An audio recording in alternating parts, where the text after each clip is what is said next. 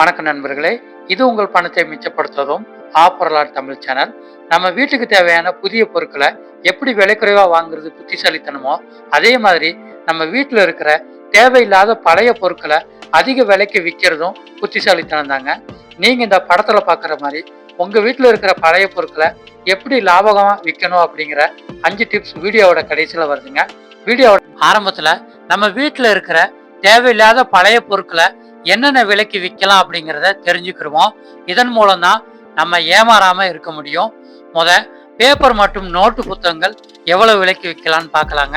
English paper வந்து kilo 22 ரூபாய்க்கு விற்க முடியும். தமிழ் பேப்பர் வந்து கிலோ 20 ரூபாய்க்கு விற்கலாம்.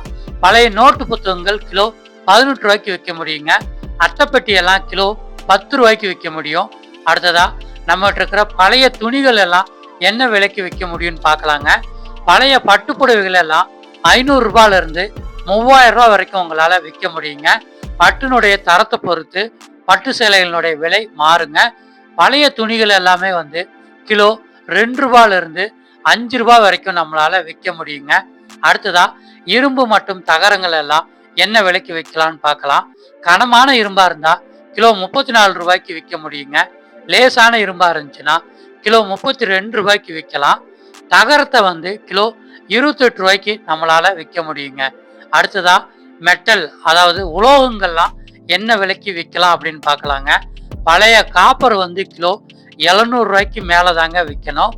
காப்பர் கம்பி மற்றும் வயர்ல இருந்து எடுக்கிற காப்பர்லாம் கிலோ 700 ரூபாய்க்கு மேலே விற்கலாங்க. பித்தளை வந்து கிலோ 450 ரூபாய்க்கு மேலே விற்கணுங்க. அலுமினியம் வந்து கிலோ 140 ரூபாய்க்கு விற்கலாம். டிவி வயர் வந்து கிலோ 125 ரூபாய்க்கு நம்மளால விற்க முடியுங்க. அடுத்ததா நம்ம வீட்டில் இருக்கிற தேவையில்லாத பிளாஸ்டிக் மற்றும் டயர்களை வந்து எவ்வளோ விலைக்கு விற்கலான்னு பார்க்கலாம். கார் டியூப் வந்து கிலோ 66 ரூபாய்க்கு விற்கலாங்க. பிவிசி பைப்பு வந்து கிலோ 23 ரூபாய்க்கு விற்க முடியும். பிளாஸ்டிக் பாட்டில்கள்லாம் கிலோ 15 ரூபாய்க்கு நம்மளால விற்க முடியுங்க. பிளாஸ்டிக் குப்பை தாங்க நம்ம வீட்டில் தேவையில்லாமல் அதிகமாக இருக்கும். இந்த விலைக்கு நீங்கள் அடுத்து விற்க பாருங்க. அடுத்ததா நம்ம வீட்டில் இருக்கிறதுலையே அதிகமான மதிப்புள்ள பொருட்கள் என்னென்னு பார்த்துடலாம். கவரிங் செயினை தாங்க நம்ம 1770 ரூபாய்க்கு ஒரு கிலோவுக்கு விற்கலாம். மதர் போர்டு வந்து கிலோ 770 ரூபாய்க்கு விற்க முடியுங்க. எக்ஸ்ரே சீட்டை சேர்த்து வச்சு 1 கிலோ இருந்துச்சுன்னா கிலோ 420 ரூபாய்க்கு நம்மளால விற்க முடியுங்க. யூபிஎஸ் பேட்டரி கிலோ 85 ரூபாய்க்கு நம்மளால விற்க முடியும். அடுத்ததா பீஸ் கணக்கில் நம்ம என்னென்ன பொருட்களை விற்கலாம் அப்படின்னு பார்த்துடலாங்க. பட்டன் போன் வந்து ஒன்று 60 ரூபாய்க்கு விற்கலாம். கார் டயர் ஒன்று 10 ரூபாய்க்கு விற்கலாங்க. இந்த பழைய பொருட்களோட விலைகளை இப்போ தெரிஞ்சுக்கிட்டீங்க. அடுத்ததா இந்த பழைய பொருட்களை எப்படி லாபமாக விற்கலாம் அப்படிங்கிற 5 டிப்ஸை 1 பை 1 பார்த்துடலாங்க. முதல் டிப்ஸ் வந்து என்ன அப்படின்னா, நம்ம வீட்டில் இருக்கிற பழைய பொருட்களை மொத்தமாக பழைய பேப்பர்காரங்க கிட்ட கொடுக்காம அதை வந்து ரகம் பிரித்து விற்றோம்னா நல்ல லாபத்துக்கு விற்க முடியுங்க. எடுத்துக்காட்டா பேப்பர் தனியா, பிளாஸ்டிக் தனியா, இரும்பு பொருட்கள் தனியா, காப்பர் பொருட்கள் தனியா விற்றோம்னா அதற்கான விலைகளை நம்மளால விற்க முடியும்.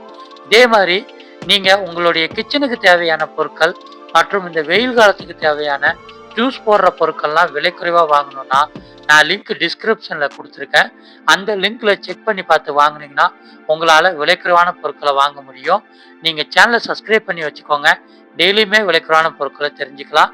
அடுத்ததா 2வது டிப்ஸ் என்ன அப்படின்னா, நீங்க பொருட்களை வந்து விற்கிறதுக்கு முன்னாடி அந்த பொருளை ஏதாவது ஈரமா இருக்கா அப்படின்னு செக் பண்ணி பார்த்து விற்றுக்கோங்க. ஏன்னா ஈரமா இருந்துச்சு அப்படின்னா ரேட்டை குறைப்பாங்க. நீங்க நல்லா உலர வச்சு அந்த பொருட்களை விற்றீங்க அப்படின்னா அந்த பொருட்களுடைய 1 கிலோவுக்கான உண்மையான விலைக்கு உங்களால் விற்க முடியும். அடுத்து 3வது டிப்ஸ் என்ன அப்படின்னா, 2-3 கடைகளில் நீங்கள் ரேட்டு கேளுங்க. உங்ககிட்ட வர்ற பழைய பேப்பர்காரங்க கிட்ட நீங்கள் ரெகுலராக கொடுக்காம உங்கள் பக்கத்து தெருவில் ஏதாவது பேப்பர் கடை இருந்துச்சுன்னா அங்கே நீங்கள் விலை விசாரிச்சு பாருங்க. அடுத்ததா 4வது டிப்ஸ் என்ன அப்படின்னு பார்த்துடலாங்க. 4வது டிப்ஸ் வந்து என்னன்னா, சேமிச்சு வச்சு பல்கா விற்றோம்னா நம்ம பேரம் பேசலாங்க கடைக்காரங்க கிட்ட.